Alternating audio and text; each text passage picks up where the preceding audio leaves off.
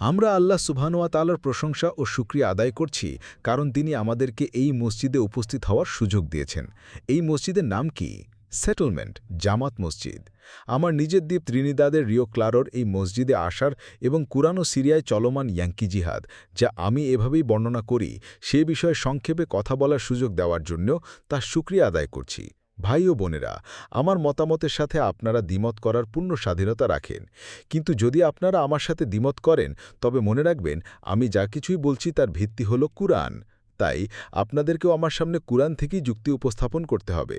যখন আল্লাহ সুবহানাহু ওয়া তাআলা কুরআনে বললেন যে তিনি ফেরেশতাদেরকে আদম আলাইহিস সালামের সামনে সিজদা করার নির্দেশ দিয়েছিলেন, কুরআনের শুরুতে অবস্থিত এই আয়াতটি বলছে, অতঃপর তারা সকলেই সিজদা করল, ইবলিস ছাড়া। আল্লাহ সুবহানাহু ওয়া তাআলা ভাষা ব্যবহারে কোনো কমতি বা দুর্বলতা রাখেন না। তাই এই বাক্যটি একটি বিশেষ উদ্দেশ্যে এভাবেই গঠন করা হয়েছে। যদি আমরা কুরআন অধ্যয়নের ভুল পদ্ধতি ব্যবহার করি এবং কুরআনের কোনো একটি আয়াতকে বিচ্ছিন্নভাবে আলাদা করে নেই, তাহলে আমরা এমন এক সিদ্ধান্তে পৌঁছাব যা থেকে পালানোর কোনো পথ থাকবে না। আর সেই সিদ্ধান্তটি হল, যেহেতু নির্দেশটি ফেরেশতাদের দেওয়া হয়েছিল এবং ইবলিস ছাড়া সবাই তা পালন করেছিল, এর অনিবার্য অর্থ হল ইবলিস একজন ফেরেশতা ছিল। এটা তখনই হবে যদি আমরা ভুল পদ্ধতি ব্যবহার করি।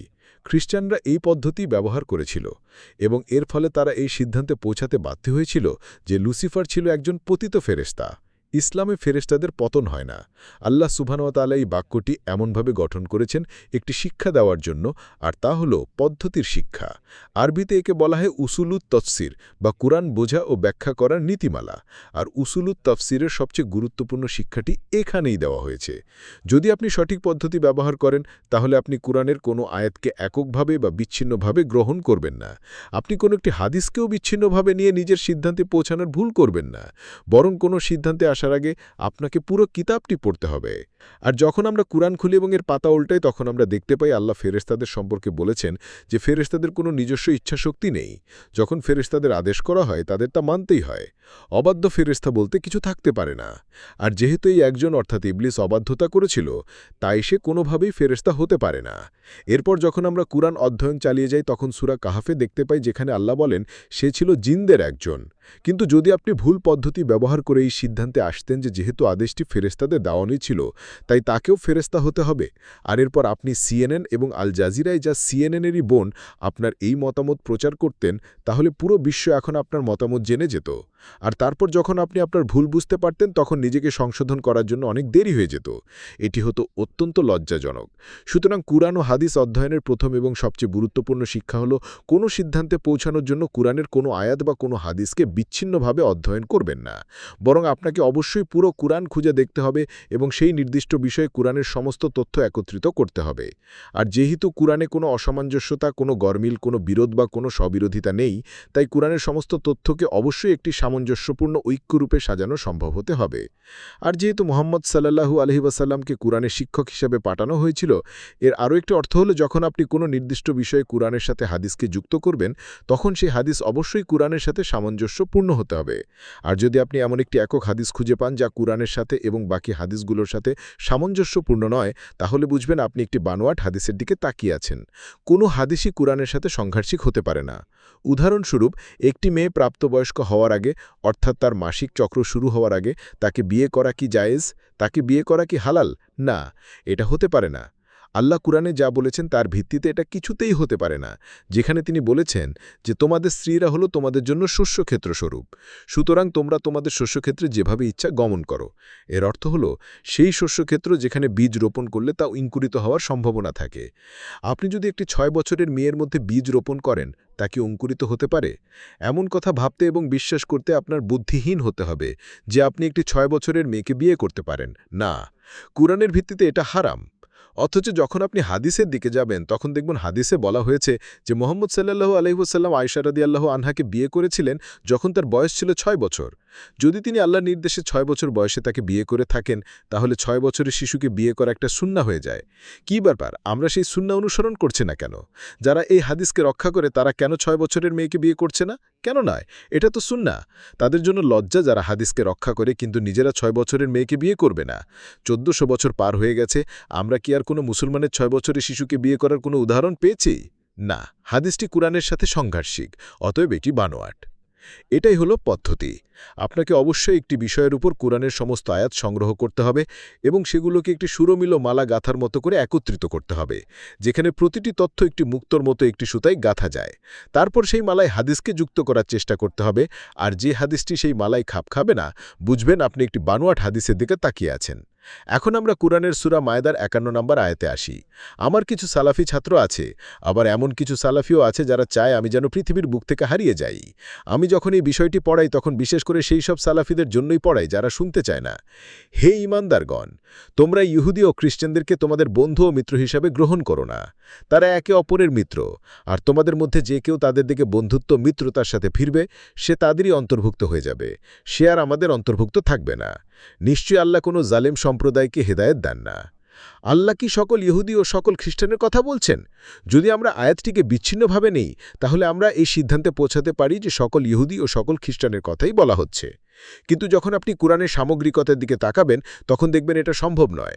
উদাহরণস্বরূপ আল্লাহ একই সূরায় বলেছেন, আর আপনি অবশ্যই দেখতে পাবেন যে ঈমানদারদের প্রতি ভালোবাসা ও আন্তরিকতায় সবচেয়ে নিকটবর্তী হলো তারা যারা বলে আমরা খ্রিস্টান। সুতরাং আল্লাহ যখন ইহুদি ও খ্রিস্টানদেরকে বন্ধু ও মিত্র হিসেবে গ্রহণ করতে নিষেধ করছেন, তখন তিনি সকল খ্রিস্টান ও সকল ইহুদির কথা বলতে পারেন না। তাহলে যদি তিনি সকল খ্রিস্টান ও সকল ইহুদির কথা না বলেন, তবে তিনি কোন খ্রিস্টান ও কোন ইহুদির কথা বলছেন যাদেরকে বন্ধু ও মিত্র বানানো থেকে তিনি আমাদেরকে নিষেধ করছেন?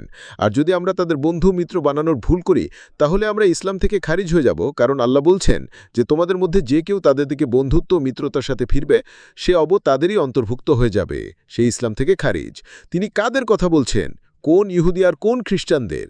যখন আমরা এই পদ্ধতি ব্যবহার করি তখন উত্তরটি সরাসরি আমাদের চোখের সামনে দেখতে পাই। আল্লাহ বলছেন, এমন ইহুদি ও এমন খ্রিস্টানদের বন্ধু ও মিত্র হিসেবে গ্রহণ করো না যারা নিজেরা একে অপরের বন্ধু ও মিত্র। অন্য কথায় কুরআন আমাদেরকে বলছে যে এমন একটি সময় আসবে যখন কিছু ইহুদি ও কিছু খ্রিস্টান নিজেদের মধ্যেকার বিরোধ মিটিয়ে ফেলবে, আপোষ করবে এবং একটি ইহুদি খ্রিস্টান জোট গঠন করবে। যখন তা ঘটবে তখন তোমাদেরকে তাদের বন্ধু ও মিত্র হওয়া থেকে কঠোরভাবে নিষেধ করা হলো। এটা কি ঘটেছে? পৃথিবীতে আজ কি কোনো ইহুদি খ্রিস্টান জোট আছে? যখন ফেরাউন পানির নিচে ডুবে যাচ্ছিল, মুসা আলাইহিসসালাম একটি দোয়া করেছিলেন এবং আল্লাহ পানির নিচেই তার দোয়া কবুল করেছিলেন। হে আল্লাহ, এমন ব্যবস্থা করুন যেন ফেরাউন ও তার অনুসারীরা ততক্ষণ পর্যন্ত ঈমান না আনে যতক্ষণ না তারা তাদের সামনে আগুন অর্থাৎ শাস্তি দেখতে পায়, অর্থাৎ মৃত্যুর মুহূর্তে। কেবল তখনই তারা ঈমান আনবে। এটি ছিল মুসা আলাইহিসসালামের দোয়া। আর যখন ফেরাউন মারা যাচ্ছিল ঠিক তখন পানির নিচে তাই ঘটেছিল। আপনারা তো সেই কাহিনী জানেন। মুসা আলাইহিসসালামের দোয়া কবুল হয়েছিল। আর যখন ফেরাউন ডুবে মরছিল তখন সে সত্য উপলব্ধি করতে পারল এবং ঈমান আনল। সে বলল, এখন আমি বনি ইসরায়েলের প্রভুর উপর ঈমান আনলাম। কিন্তু তখন আল্লাহ জবাব দিলেন, আর এটি সূরা ইউনুসের ঘটনা। পানির নিচে কি ঘটেছিল? কোন সূরা? হ্যাঁ, ওই যে পেছনে সূরা ইউনুস, যা ১০ নম্বর সূরা। আল্লাহ জবাব দিলেন, এখন ফেরাউন, এখন তুমি তোমার ঈমান ঘোষণা করছ, অথচ এর আগে তুমি ছিলে অধ্যত্বপূর্ণ প্রত্যাখ্যানকারী এবং পৃথিবীতে বিপর্যয় ও ধ্বংসযজ্ঞ সৃষ্টিকারী। এখন এরপরের কথাগুলো শুনুন। আজ আমি তোমার নিষ্প্রাণ দেহটি সংরক্ষণ করব যাতে ভবিষ্যতে যখন তোমার এই দেহটি পুনরাবিষ্কৃত হবে তখন তা তোমার পরবর্তী প্রজন্মের জন্য একটি নিদর্শন হয়ে থাকে। কিন্তু অধিকাংশ মানুষই আমার নিদর্শন সম্পর্কে উদাসীন। ফেরাউনের লাশ ১৮৯৭ সালে আবিষ্কৃত হয়েছিল। লাশটিকে নিশ্চিতভাবে শনাক্ত করা হয়েছিল যে এটি সেই ফেরাউন যে ডুবে মারা গিয়েছিল, কারণ একজন ফেরাউনই ডুবে মারা গিয়েছিল। এটিকে নিশ্চিতভাবেই শনাক্ত করা গিয়েছিল কারণ তারা তার ফুসফুসে বালি খুঁজে পেয়েছিল। এখন প্রশ্ন হল, আল্লাহ বলেছেন যখন ফেরাউনের সংরক্ষিত দেহটি আবিষ্কৃত হবে তা হবে তার পরবর্তী প্রজন্মের জন্য একটি নিদর্শন। প্রশ্ন হলো সেই নিদর্শনটি কি? কোরআনের উত্তর দেয় না, হাদিসও উত্তর দেয় না। সালাফি পদ্ধতি হলো, যদি কোরআন কোনো ব্যাখ্যা না দেয় এবং নবী সাল্লাল্লাহু আলাইহি ওয়াসাল্লাম কোনো ব্যাখ্যা না দেন, তবে আর কারো ব্যাখ্যা দেওয়ার অধিকার নেই। এটাই সালাফি পদ্ধতি। আমরা তা প্রত্যাখ্যান করি। আমরা জিজ্ঞাসা করি, নিদর্শনটি কি? আল্লাহ বলছেন যখন দেহটি আবিষ্কৃত হবে তা হবে পরবর্তী প্রজন্মের জন্য একটি নিদর্শন। আমরা জিজ্ঞাসা করি সেই নিদর্শনটি কি? যখন আপনি ব্যাখ্যা করেন, যখন আপনি আপনার মতামত দেন, আপনার সবসময় বলা উচিত আল্লাহু আল্লাম, আল্লাহই সবচেয়ে ভালো জানেন, এবং কাউকে কোনো মতামত গ্রহণ করতে বাধ্য করা উচিত নয়। তাই যখন আপনাদের ভাই ইমরান তার মতামত দেয়, সে সবসময় বলে আমার মতামত গ্রহণ করবেন না যতক্ষণ না আপনি নিশ্চিত হন যে এটি সঠিক। তো এখন এখানে আমার মতামত, আমার ব্যাখ্যা হলো, যখন ফেরাউনের দেহটি ১৮৯৭ সালে আবিষ্কৃত হয় তখন তা ছিল আল্লাহর পক্ষ থেকে একটি নিদর্শন যে ইতিহাস এখন নিজেকে পুনরাবৃত্তি করবে। সেই সময় যা যা ঘটেছিল তা এখন আবার ঘটবে। এর ১ বছর পর ১৮৯৮ সালে সুইজারল্যান্ডের বাসেল শহরে কিছু একটা ঘটেছিল। সেটা কি ছিল? জায়নিস্ট আন্দোলন প্রতিষ্ঠিত হয়েছিল। এটি মূলত একটি ইহুদি আন্দোলন ছিল ইউরোপীয় ইহুদিদের, কিন্তু এটি দ্রুতই একটি ইহুদি খ্রিস্টান জায়নিস্ট আন্দোলনে প্রসারিত হল। তাই বিশ্বে এখন জায়নিস্ট ইহুদি এবং জায়নিস্ট খ্রিস্টান রয়েছে, আর এই জায়নিস্ট ইহুদি এবং জায়নিস্ট খ্রিস্টানরা একে অপরের সাথে একটি জোট গঠন করেছে।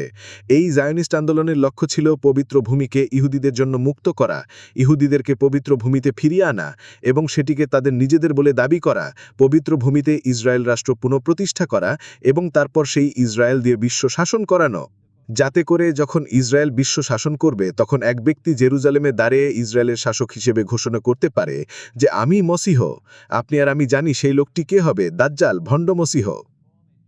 সুতরাং যে বিষয়টি সম্পর্কে কোরআন আমাদের সতর্ক করেছিল, একটি ইহুদি খ্রিস্টান জোট, বন্ধুত্ব আর মিত্রতার উত্থান, সেটি ফেরাউনের লাশ আবিষ্কৃত হওয়ার ঠিক পরেই বাস্তবে রূপ নেয়। আমার যদি আজ সময় থাকতো তাহলে আমার ইচ্ছে ছিল আপনাদেরকে বলার যে ফেরাউনের লাশ আবিষ্কৃত হওয়ার সাথে সাথে আর কি ঘটেছিল, কিন্তু সেটা আপনাদের বাড়ির কাজ। সুতরাং কোরআনের এই আয়াতটি অধ্যয়ন করে যে সিদ্ধান্তে আসা যায় তা হল, আল্লাহ যখন ইহুদি এবং খ্রিস্টানদের বন্ধু এবং মিত্র বানাতে নিষেধ করেন, তখন তিনি সব ইহুদি এবং সব খ্রিস্টানদের কথা বলছেন না। আল্লাহ সেই সব ইহুদি এবং সেই সব খ্রিস্টানদের কথা বলছেন যারা একত্রিত হয়ে একটা জোট গঠন করে। এই জায়নিস্ট জোটেই আমাদেরকে প্রথম আরব বসন্ত দিয়েছিল। আপনারা এর আগে কখনো এই সম্পর্কে শোনেননি। প্রথম আরব বসন্ত এসেছিল ফেরাউনের লাশ আবিষ্কৃত হবার ঠিক পরেই। আর সেই প্রথম আরব বসন্তেই খিলাফত নামক প্রতিষ্ঠানটিকে ভেঙে দেওয়া হয়েছিল, আর উসমানীয় খেলাফতের জায়গায় পশ্চিমা সভ্যতাকে নিয়ন্ত্রণকারী ইহুদি খ্রিস্টান জোটটি সর্বকালের সবচেয়ে চমৎকার রাজনৈতিক বিজয় অর্জন করেছিল। এটি ছিল একটি টার্নিং পয়েন্ট, যখন তারা উসমানীয় খেলাফতের বদলে ধর্মনিরপেক্ষ তুরস্ক প্রজাতন্ত্রকে প্রতিস্থাপন করতে সক্ষম হয়েছিল।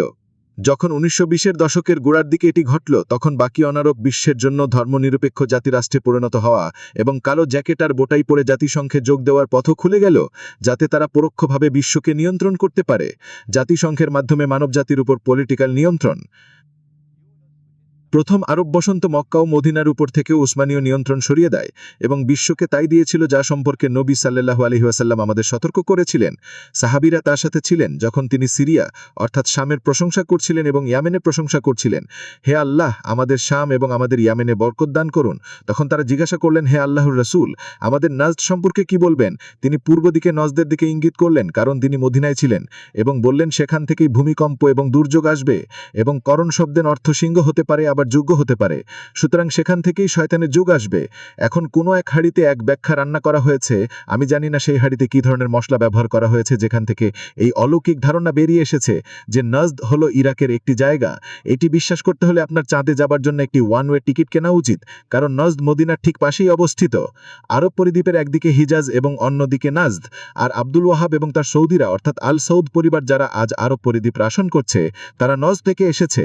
আর এরাই তারা যারা জায়নিস্ট ইহুদি খ্রিস্টান জোটের কোলে পুরোপুরি এবং সম্পূর্ণরূপে প্রবেশ করেছে, বিশ্বস্ততার সাথে তাদের সেবা করছে। এটি জায়নিস্ট সৌদি আরব রাষ্ট্র, যা পুরোপুরি জায়নিস্ট ভূমিকা পালন করছে। এটি ছিল প্রথম আরব বসন্ত। এটি এই কাজ করেছে এবং আরও অনেক কিছু করেছে।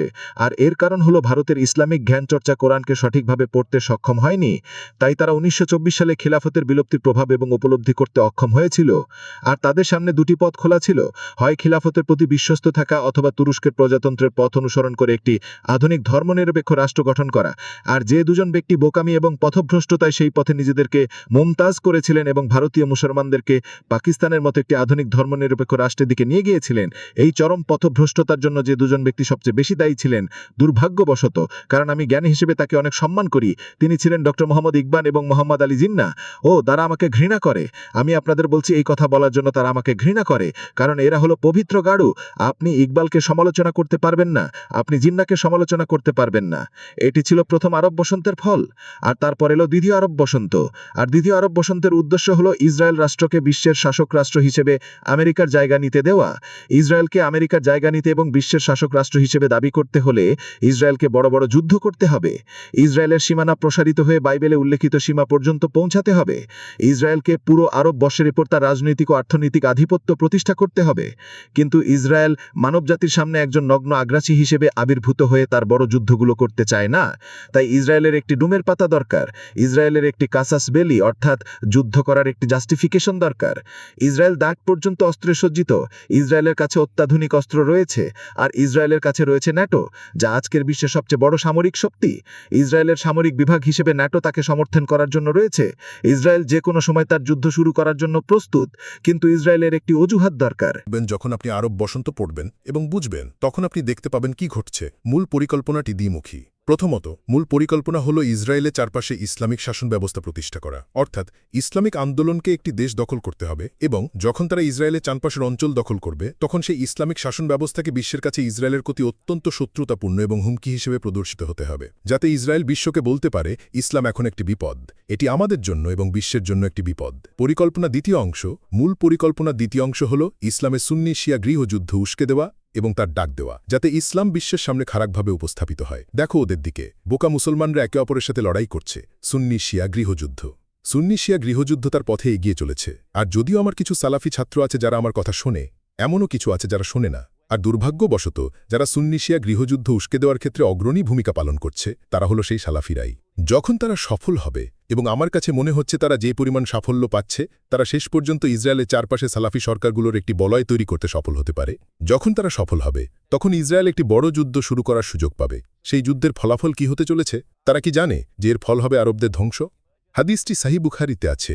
প্রকৃতপক্ষে হাদিসটি সাহিহ বুখারীতে 4 বার পুনরাবৃত্তি হয়েছে 4টি ভিন্ন বর্ণনা সূত্রে। তাই এটিকে মুতাবাতির হাদিস বলা হয়, যা সবচেয়ে শক্তিশালী হাদিস। এই সাহাবী দ্বারা বর্ণিত, ওই সাহাবী দ্বারা বর্ণিত। মুহাম্মদ সাল্লাল্লাহু আলাইহি ওয়াসাল্লাম তার স্ত্রী জয়নাব রাদিয়াল্লাহু আনহার ঘরে ঘুমিয়ে আছেন। তিনি ঘুম থেকে জেগে ওঠেন। তিনি ঘুমের মধ্যে কিছু একটা দেখেছেন এবং তা খুবই ভয়ঙ্কর। তার মুখমণ্ডল লাল হয়ে গেছে। জুলকারনাইন কর্তৃক নির্মিত প্রাচীরে একটি ছিদ্র হয়ে গেছে, যা ইয়াজুজ ও মায়াজুজকে মানবজাতির মধ্যে প্রবেশ করা থেকে বাধা দিচ্ছিল। আজ সেই প্রাচীর একটি ছিদ্র হয়ে গেছে। এটি ইঙ্গিত করে যে এখন ইয়াজুজ মায়াজুজ প্রাচীর ভেদ করে মানবজাতির মধ্যে প্রবেশ করতে সক্ষম হবে। তখন জয়নাব রাদিয়াল্লাহু আনহা জিজ্ঞাসা করলেন, এবং মনোযোগ দিয়ে শুনুন, আমাদের মধ্যে সৎলোক থাকা সত্ত্বেও কি আমরা ধ্বংস হয়ে যাব? যার জবাবে তিনি বললেন, হ্যাঁ, তোমরা ধ্বংস হয়ে যাবে যখন খাবাস প্রবল হবে। খাবাস শব্দটির সেরা অনুবাদ এখানে হতে পারে নোংরামি বা অশ্লীলতা। আর তারা সৌদি আরব থেকে, কাতার থেকে, তুরস্ক থেকে টাকা এবং অস্ত্র নেয়, যে তুরস্ক ন্যাটোর মেম্বার হিসেবে বেশ আরামে আছে। তারা লিবিয়ায় তাদের ইয়াংকি জিহাদ চালানোর জন্য ন্যাটোর কাছ থেকে অস্ত্র নিচ্ছে, যা জায়নাদিদের মাস্যরিক ভাগ। লজ্জা তাদের জন্য। লজ্জা তাদের জন্য লিবিয়াতে তারা যা করেছে তার জন্য। এটা কি আমাকে গাদ্দাফির সাপোর্টার বানিয়ে দেয়? কি বাজে কথা! এটা কি ধরনের আবোলতাবোর কথা যে আমি যদি তোমাদের কাজের নিন্দা করি তাহলে আমি গাদ্দাফির সাপোর্টার হয়ে গেলাম? এমন বোকামির জন্য তোমাদেরকে ছুঁড়ে ফেলে দেওয়া উচিত। না, আমি আজকের মুসলিম বিশ্বের কোনো সরকারেরই সাপোর্টার নই, একটিও নয়। আমার রেকর্ড পরীক্ষা করে দেখুন আমি কোনো সরকারের সাপোর্টার কিনা, একটিও নয়। গাদ্দাফি তো অবশ্যই নয়। কিন্তু তারা লিবিয়ায় যা করেছে তা হলো ন্যাটোর সাথে জোট বাঁধা। তারা অস্ত্রগুলো কোথা থেকে পেয়েছিল? যা বেনগাজিতে বন্যার মতো ঢুকেছিল। বিদ্রোহ শুরু হবার আগেই কি সেগুলো বেনগাজিতে মজুত করেছিল? তারা এটা ন্যাটোর কাছ থেকে পেয়েছিল। তারা এটা তুরস্ক থেকে পেয়েছিল, যা ন্যাটোর মেম্বার রাষ্ট্র। আর তার অর্থায়ন পেয়েছিল সৌদি আরবের পেট্রোডলারের কাছ থেকে। এবং যখন দাজ্জাল তার ঢাক পেটাতে শুরু করলো যে এখনই সময়, তখন তারা তাদের ইয়াংকি জিহাদে জেগে উঠল এবং লিবিয়া দখল করে নিল। তাই আজ ন্যাটো আরামে লিবিয়ার নিয়ন্ত্রণে আছে। এটা কি মিশরের জন্য এত বিপদ তৈরি করে কেন? উত্তর হলো বাইবেল, যা তারা নিজেদের হাতে নতুন করে লিখে রেখেছে। তাতে বলা আছে যে পবিত্র ভূমি মিশরের নদী থেকে ইউফ্রেটিস নদী পর্যন্ত বিস্তৃত। এটি মিথ্যা। কোরআন দেখায় যে এটি মিথ্যা, কিন্তু এটা বাইবেলে আছে। তাই দাজ্জালকে ইসরায়েল রাষ্ট্রকে নীল নদ থেকে ইউফ্রেটিস নদী পর্যন্ত প্রসারিত করতে হবে। মিশরের পুরো পূর্ব দিকের বডি ইসরায়েলকে দখল করতে হবে। ইসরায়েল এটা আকাশ থেকে বোমা ফেলে দখল করতে পারবে না। এর জন্য স্থল আক্রমণ প্রয়োজন। কিন্তু মিশরের জনসংখ্যা প্রায় ৮০ কোটি। তাই আপনি যদি শুধু পূর্ব দিক থেকে স্থলপথে আক্রমণ করেন, তাহলে এটি একটি বিশাল দীর্ঘ সময়ের যুদ্ধ হবে। তাই আপনাকে যেটা করতে হবে তা হলো মিশরকে ঘিরে ফেলা। তাই আপনি প্রথমে সুদানে ঝামেলা তৈরি করবেন। আপনি সুদানে মাছ ধরতে যাবেন, যা ইসরায়েল করেছিল, এবং শেষ পর্যন্ত সুদানকে উত্তর ও দক্ষিণে বিভক্ত করে ফেলবে। আর দক্ষিণ সুদান ইসরায়েলের মিত্র হয়ে যাবে। আর আপনার পকেটে অলরেডি ইথিওপিয়া ইসরায়েলের মিত্র হিসেবে আছে। এবং আপনি অবশ্যই নীল নদের জলে মাছ ধরতে যাবেন, যাতে নীল নদ মিশরে প্রবাহিত না হতে পারে এবং মিশরে গলা শুকিয়ে যায়। সুতরাং আপনার দক্ষিণ দিক থেকে আক্রমণের প্রস্তুতি আছে। এবং তারপর ন্যাটো লিবিয়া দখল করে নেয়। তাই আপনার পশ্চিমে ন্যাটো এবং পূর্বে ইসরায়েল, এবং আপনি উত্তরে সমুদ্র নিয়ন্ত্রণ করেন এবং মিশর চারপাশ থেকে ঘিরে গেছে। যখন আমি সেই সালাফিদেরকে এটা ব্যাখ্যা করলাম, যারা লিবিয়ার সরকারকে উৎখাত করার জন্য সৌদি আরব থেকে অস্ত্র এবং টাকা নিয়েছিল, এবং যখন আমি তাদের কোরআনের এই আয়াতটি ব্যাখ্যা করলাম যে তোমরা আর মুসলমান নও, তোমরা ইসলাম ত্যাগ করেছ, তখন তারা আমার প্রতি অত্যন্ত শত্রুতাপন্ন হয়ে উঠেছিল। তারা তাদের শত্রুতা নিয়ে পাগল হয়ে গেছিল। কিন্তু হঠাৎ করে তাদের মধ্যে কেউ কেউ শান্ত হতে শুরু করলো এবং কোরআনের দিকে ফিরে গেল এবং কোরআন অধ্যয়ন শুরু করলো। এবং শেষ পর্যন্ত আল্লাহর প্রশংসা, তারা বুঝতে পারল যে ইমরান সঠিক ছিল এবং তারা যা করেছে তাতে তারা ভুল ছিল, এবং তারা তওবা করল। কিন্তু এখন অনেক দেরি হয়ে গেছে, কারণ লিবিয়াতে আপনি তওবা করার সঙ্গে সঙ্গে এবং লাইন থেকে সরে গেলে তারা আপনাকে খরগোশের মতো শিকার করবে এবং নির্মূল করে দেবে, কারণ তখন আপনি তাদের জন্য একটা বিপদ হয়ে গেছিলেন। লিবিয়াতে যে ভুল করা হয়েছিল সেই একই ভুল এখন সিরিয়াতে করা হচ্ছে। এটা একটা ইয়াংকি জিহাদ। কেন? এমনকি তাদেরকেও স্বীকার করতে হবে যে এটা একটা ইয়াংকি জিহাদ। কারণ তোমরা তোমাদের টাকা, তোমাদের ফান্ড সৌদি আরব এবং কাটার থেকে পাচ্ছ। আমার কাছে তিউনিশিয়ার এক মহিলার ইমেল আছে। সে লিখেছে, আমার ছোট ভাই এবং আমরা বিপদে আছি। সৌদি আরব তাকে সিরিয়ায় জিহাদে যোগদানের জন্য $1 মিলিয়ন দিয়েছে। $1 মিলিয়ন। এবং আমার ভাই যাওয়ার পথেই পুলিশ তাকে ধরে ফেলে এবং তার কাছ থেকে টাকাটা কেড়ে নেয় এবং তাকে বাড়ি ফিরিয়ে আনে। আর এখন আমার পিতা তাকে একটা ঘরে আটকে রেখেছেন। সে ঘর থেকে বেরোয় না, সে খায় না, সে কিছুই করে না। সে শুধু প্রতিদিন কোরআন তিলাবাত করে, প্রতিদিন শুধু কোরআন। এবং সে যেতে চায়, সে সিরিয়া জিহাদে যোগদান করতে চায়। তো তারা এটাই করে, তারা তোমাকে $1 মিলিয়ন দেয়। এবং তারা এটা করতে পারে এই ভুয়া টাকার কারণে, যা আমরা এখন ব্যবহার করছি, যেহেতু আমরা কোরআন এবং সুন্নার মুদ্রা দিনার এবং দিরহাম ত্যাগ করেছি। এখন আমরা জায়নাদিদের তৈরি করে এই কাগজের টাকা ব্যবহার করছি। এভাবেই এটার অর্থায়ন হচ্ছে। আর অস্ত্র আসছে সৌদি আরব, কাতার, তুরস্ক থেকে, ন্যাটোর মাধ্যমে। লিবিয়া দখল করার পর তারা কেন সিরিয়ার নিয়ন্ত্রণ পেতে এত মরিয়া? আমি এখন নবী সাল্লাল্লাহু আলাইহি ওয়াসাল্লামের আরেকটি হাদিসের দিকে যাচ্ছি। আপনারা জানেন কোরআনে সূরা রুম নামে একটি সূরা আছে, এবং তার প্রথম আয়াতেই আল্লাহ বলেন, রোম পরাজিত হয়েছে নিকটবর্তী এক ভূখণ্ডে, কিন্তু এই পরাজয়ের পর তারা শীঘ্রই বিজয়ী হবে এবং সেদিন মুমিনরা আনন্দিত হবে। সুতরাং কোরআন অনুযায়ী আমাদের এবং রোমের মধ্যে বন্ধুত্ব আছে। হাদিসে নবী সাল্লাল্লাহু আলাইহি ওয়াসাল্লাম বলেছেন যে আখিরুজ্জামানে মুসলমানরা রোমের সাথে একটি মৈত্রী বা অ্যালায়েন্স গড়ে তুলবে। রোম কারা? যখন কোরআন নাজিল হয়েছিল তখন একটি রোম ছিল, আর রোম ছিল বাইজেন্টাইন অর্থোডক্স খ্রিস্টান এম্পায়ার, যার রাজধানী ছিল কনস্ট্যান্টিনোপলে। কোরআন নাজিল হওয়ার পর রোম 2 ভাগে বিভক্ত হয়ে যায় এবং রোমের একটি অংশ পশ্চিম ইটালির রোমে চলে যায় এবং পশ্চিমা খ্রিস্ট ধর্মের গোড়াপত্তন করে। তাই এখন আমাদের 2টি রোম আছে, কিন্তু মূল রোম হলো অর্থোডক্স খ্রিস্টান, যেটা কনস্ট্যান্টিনোপলে ছিল। আমরা সেই রোমের সাথে অ্যালায়েন্স করব, বিচ্ছিন্ন অংশের সাথে না। দাজ্জাল ইসলাম এবং রোমের মধ্যে একটি জোট বন্ধ করতে প্রতিজ্ঞা করার জন্য সম্ভাব্য সবকিছু করেছে। দাজ্জালি ওসমানীয় সাম্রাজ্যকে অস্তিত্বে এনেছিল। আমি প্রথম জ্ঞানী ব্যক্তি যেই বক্তব্য দিচ্ছি, এবং আমি এটা করতে পারছি ওসমানীয়রা যা করেছিল তার উপর আমার অধ্যয়নের উপর। তারা ইসলাম এবং রোমের মধ্যে একটা প্রাচীর তৈরি করেছিল। রোম মানে হলো সমগ্র পূর্ব ইউরোপ যা অর্থোডক্স খ্রিস্টান ছিল। তারা 25শে ডিসেম্বর বড়দিন পালন করে না। রোমের রাজধানী ছিল কনস্ট্যান্টিনোপলে, এবং কনস্ট্যান্টিনোপলে একটি ক্যাথিড্রাল ছিল, যা রোমের প্রধান ক্যাথিড্রাল ছিল। এর নাম ছিল হাজিয়া সোফিয়া, এবং এটা 1000 বছর ধরে তাদের ক্যাথিড্রাল হিসেবে ব্যবহৃত হতো। এটাই ছিল রোমের হৃৎপিণ্ড। যতক্ষণ না ওসমানীয়রা 1452 সালে, আমার মনে হয়, বাইজেন্টাইন এম্পায়ারকে পরাজিত করে এবং ওসমানীয় সুলতান কনস্ট্যান্টিনোপল শহরে প্রবেশ করে সর্বপ্রথম যে কাজটি করেছিলেন, এবং আমি আমার শব্দগুলো খুবই সতর্কতার সাথে ব্যবহার করছি, প্রথম যে কাজটি করেছিলেন তা হলো অত্যন্ত লজ্জাজনকভাবে, অপমানজনকভাবে এবং স্পষ্টভাবে পাপপূর্ণ প্রবেশী ক্যাথিড্রালকে দখল করে সেটাকে একটি মসজিদে পরিণত করা। তার জন্য লজ্জা, এই উম্মার জন্য চিরস্থায়ী লজ্জা যে তাদের ক্যাথিড্রাল দখল করে মসজিদে পরিণত করা হলো এবং রোমের হৃৎপিণ্ডে এমন একটি ছুরি বিদ্ধ করা হলো যা আজ পর্যন্ত রক্তক্ষরণ করছে। আজ পৃথিবীর বুকে গ্রিস, আর্মেনিয়া, সার্বিয়া, বুলগেরিয়া এবং রাশিয়ার অর্থোডক্স খ্রিস্টানদের চেয়ে বেশি মুসলমানদেরকে আর কেউ ঘৃণা করে না।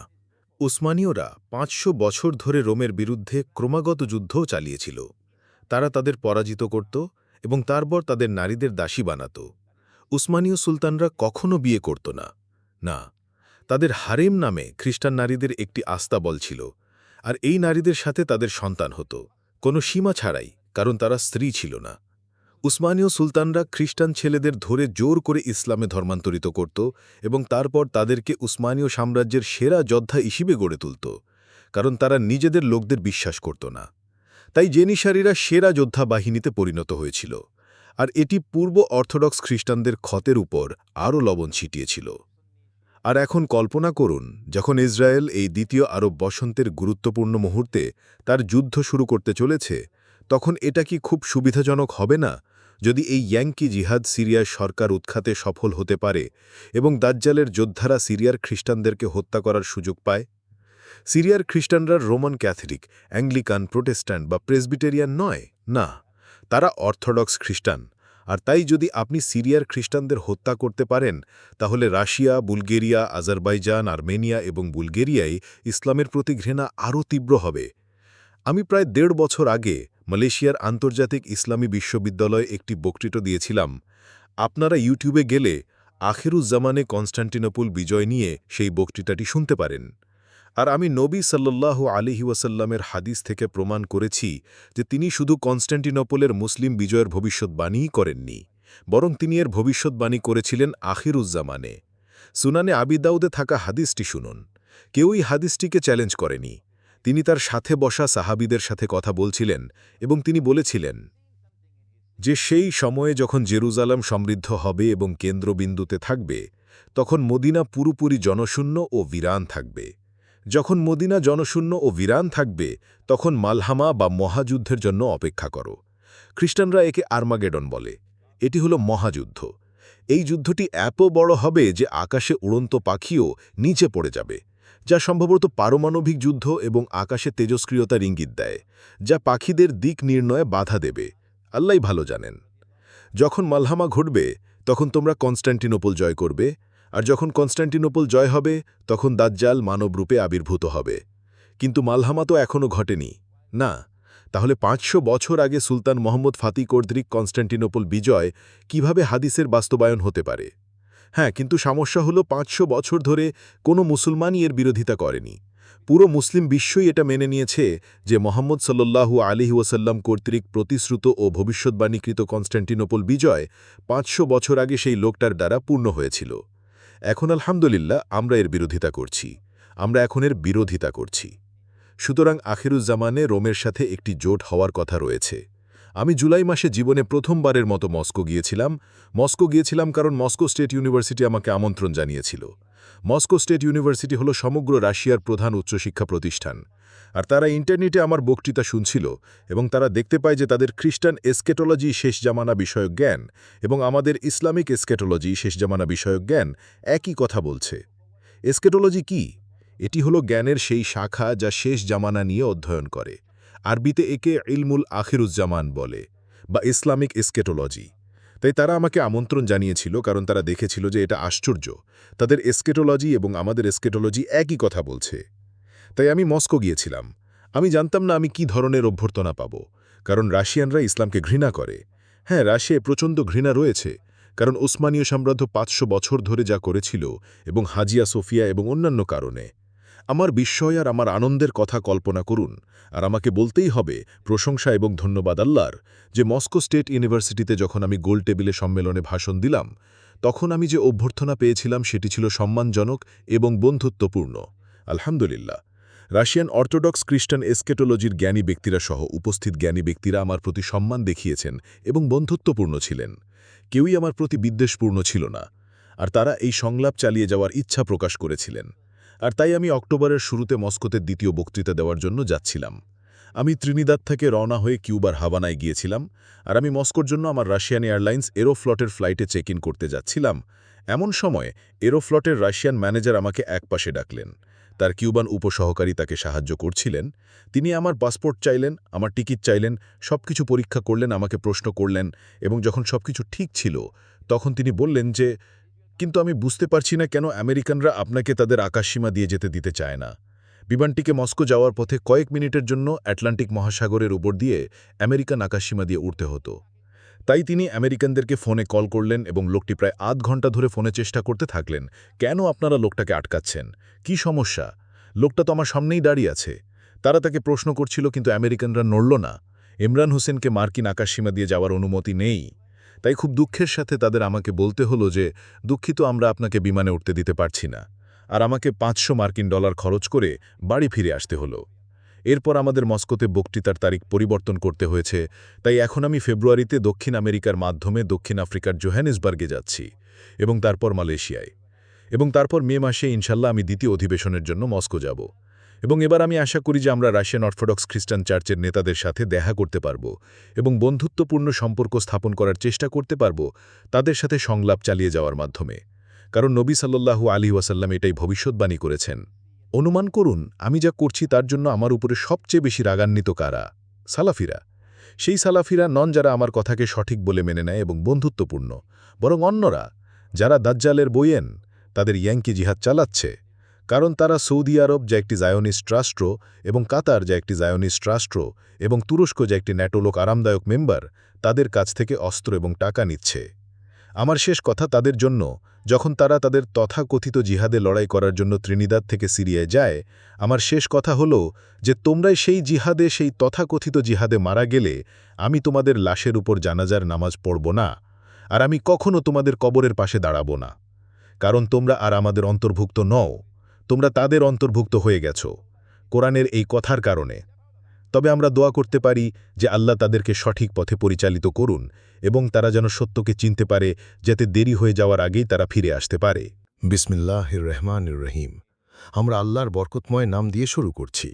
আমরা তার প্রশংসা ও পবিত্রতা ঘোষণা করছি, যেভাবে তার প্রশংসা ও পবিত্রতা ঘোষণা করা উচিত। আর আমরা তার সকল সম্মানিত রাসূলদের উপর শান্তি ও বরকত কামনা করছি, বিশেষ করে তাদের মধ্যে সর্বশেষ প্রিয় নবী হযরত মুহাম্মদ সাল্লাল্লাহু আলাইহি ওয়াসাল্লামের উপর। আমি আপনাদের আসসালামু আলাইকুম ওয়া রাহমাতুল্লাহি ওয়া বারাকাতুহু বলে সম্ভাষণ জানাচ্ছি। এটি একটি শান্তির সম্ভাষণ, যার অর্থ আপনার উপর শান্তি বর্ষিত হোক এবং সকল প্রকার অনিষ্ট থেকে আপনি দূরে থাকুন। আমি আপনাদের ক্যারিবিয়ান দ্বীপ ত্রিনিদাদে অবস্থিত আমার বাড়ির বসার ঘর থেকে সম্ভাষণ জানাচ্ছি। আপনারা আমার চারপাশে অনেক বই দেখতে পাচ্ছেন। এই সবগুলো বই আমার এখনও পড়া বাকি। আমি এখনও এগুলো পড়তে পারিনি। যখন আমি আমার এই ক্যারিবিয়ান দ্বীপের বাড়িতে বসে দাজ্জালের উপর আমার বইটি লিখছি, আপনারা বিশ্বের যেখানেই থাকুন না কেন, আমি আপনাদের সালাম জানাচ্ছি। আলহামদুলিল্লাহ, এখন আমাদের নিজস্ব রেকর্ডিং সরঞ্জাম রয়েছে, তাই আমি আর আইবিএন স্টুডিওর উপর নির্ভরশীল নই। সেই স্টুডিওটি এখান থেকে অর্থাৎ সান ফার্নান্ডো থেকে দ্বীপের উত্তর দিকে পুরো 1 ঘন্টার রাস্তা। আমরা রমজান মাস, বরকতময় মাসটি সম্পন্ন করেছি। আমরা দোয়া করি আল্লাহ যেন আমাদের রমজানের রোজা কবুল করেন, শাওয়ালের রোজা কবুল করেন এবং রমজান মাসের সালাতুত তারাভি কবুল করেন। এই রমজানে আমি সৌভাগ্যবান ছিলাম যে ত্রিনিদাদের দক্ষিণাঞ্চলে সাউথ ওরোপুচের মসজিদ আল ফুরকানে যেতে পেরেছিলাম। সেখানকার ইমাম সাহেব রমজানে পুরো কোরআন তিলাওয়াত করছিলেন না, একেবারেই না। তিনি কোরআনের বিভিন্ন অংশ থেকে তিলাওয়াত করছিলেন এবং তিনি এত সুন্দর ও ধীরস্থিরভাবে তিলাওয়াত করছিলেন যে তা এক অনামিল আনন্দের অনুভূতি দিয়েছিল। এই রমজানে সেই তিলাওয়াত শুনে আমার চোখে পানি এসে গিয়েছিল। সেই সব বোকামি বা মূর্খামির মতো নয়, যেখানে রমজানে ঘণ্টায় ১৯৫ মাইল বেগে সম্পূর্ণ কোরআন তিলাওয়াত করার চেষ্টা করা হয়, যা কোরআনের প্রতি স্পষ্ট অসম্মান দেখায় এবং তিলাওয়াতের মাধ্যমেও পাপ অর্জন করা হয়। আল্লাহ আমাদের এই ধরনের মূর্খতা থেকে রক্ষা করুন। আল্লাহ যেন রমজানে আমাদের সাদকা ও কোরআন তিলাওয়াত কবুল করেন। এখন শাওয়াল মাস চলছে আর শাওয়াল মাসের 10 দিন শেষ হয়ে গেছে। আজ একাদশ রাত। আমি এ পর্যন্ত কোরআনের সূরা ইব্রাহিম পর্যন্ত তিলাওয়াত করেছি। আমি আশা করি আপনারাও প্রতি মাসে পুরো কোরআন তিলাওয়াত করছেন। রমজান শেষ হয়ে গেছে বলে কোরআনকে ভুলে যাবেন না। প্রতি মাসে আপনাদের শুরু থেকে শেষ পর্যন্ত সম্পূর্ণ কোরআন তিলাওয়াত করার চেষ্টা উচিত। এটি কোরআনের প্রতি আমাদের ন্যূনতম কর্তব্য, আরবিতে শুরু থেকে শেষ পর্যন্ত তিলাওয়াত করা। এটা এত গুরুত্বপূর্ণ কেন? কারণ যখন আপনি কোরআন তিলাওয়াত করবেন, আপনি নূর বা আলো লাভ করবেন। আল্লাহ আপনাকে নূর বা আলো দেবেন। আপনি যদি তিলাওয়াত করেন এবং আল্লাহ আপনার তিলাওয়াত কবুল করেন, তবে আপনি নূর লাভ করবেন।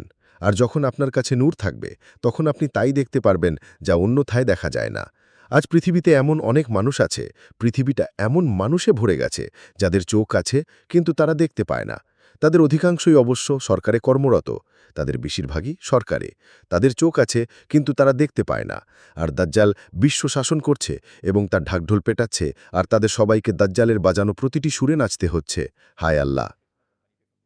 আপনি যখন কোরআন তেলাওয়াত করেন এবং আল্লাহ আপনার তেলাওয়াত কবুল করেন এবং আপনার অন্তরে নূর স্থাপন করেন, এবং যদি আপনি আপনার করণীয় কাজগুলো ঠিকভাবে করেন, তবে আপনি দেখার জন্য এমন আলো পাবেন যা দিয়ে আপনি আজকের এই পৃথিবীর বাস্তবতা বুঝতে পারবেন।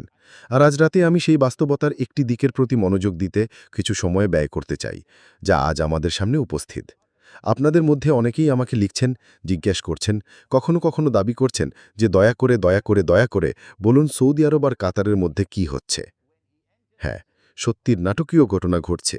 আর কেউ যদি ঘটনাগুলোর মধ্যে সংযোগ স্থাপন করতে না পারে, তাহলে সে বুঝতেই পারবে না কি ঘটছে।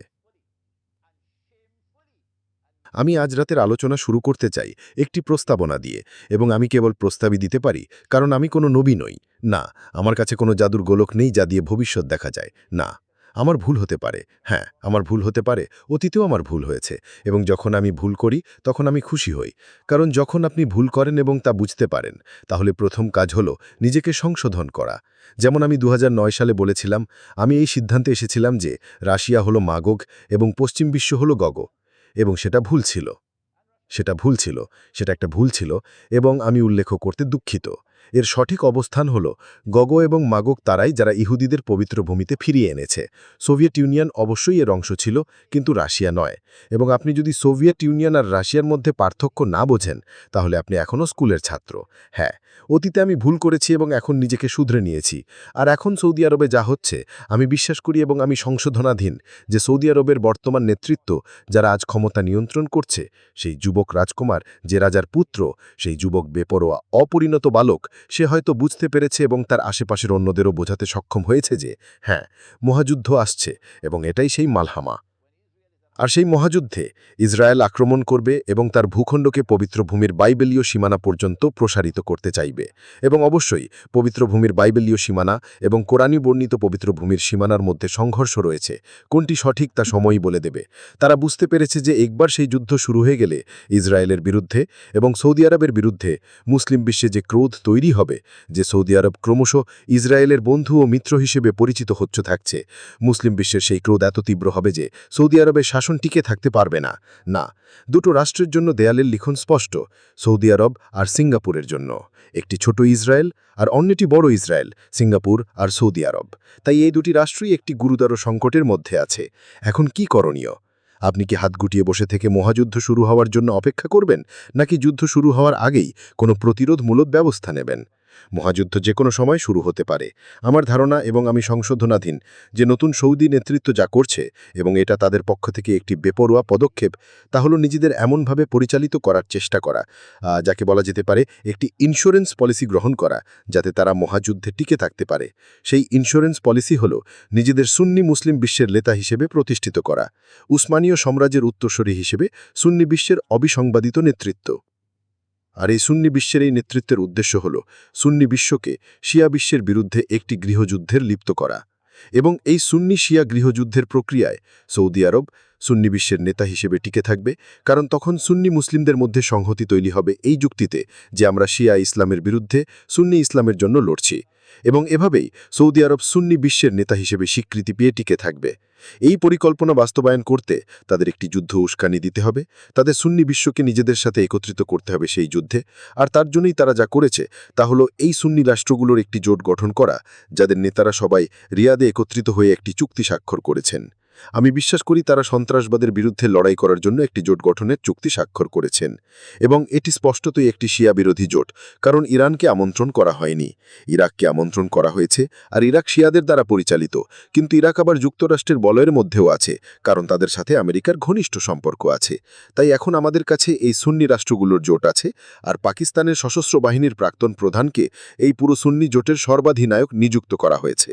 যখন সবকিছু প্রস্তুত ছিল এবং চুক্তি স্বাক্ষর হয়ে গিয়েছিল, তখন তারা তাস থেকে তাদের তুরুপের তাসটি বের করল, অর্থাৎ তারা মার্কিন প্রেসিডেন্ট ডোনাল্ড ট্রাম্পকে সৌদি আরব সফরের আমন্ত্রণ জানালো, এবং তারপর তারা সুন্নি বিশ্বের সকল নেতাদেরকে রিয়াদে নিয়ে এলো, কেউ খুশিতে, কেউ বাধ্য হয়ে ট্রাম্পের সাথে সাক্ষাৎ করার জন্য। এর মাধ্যমে তারা ন্যাটো আর সুন্নি ইসলামের মধ্যে একটি জোট পাকা করল। তারা ন্যাটো আর সুন্নি ইসলামের মধ্যে এই জোট কেন চায়, এর পেছনের বড় পরিকল্পনাটি কি, আর কাতারের মধ্যে কিভাবে যুক্ত হলো? আমার ধারণা কাতার সৌদি আরবের মতোই রাষ্ট্র সন্ত্রাসের সমর্থন দেওয়া, অস্ত্র দেওয়া, মার্কিন জিহাদিদের অর্থায়ন, প্রশিক্ষণ এবং লজিস্টিক সরবরাহ করার মতো কাজে একটি প্রধান ভূমিকা পালন করেছে। সিরিয়ায় তাদের ভুয়া জিহাদে, ইরাকে তাদের ভুয়া জিহাদে, লিবিয়ায় তাদের ভুয়া জিহাদে।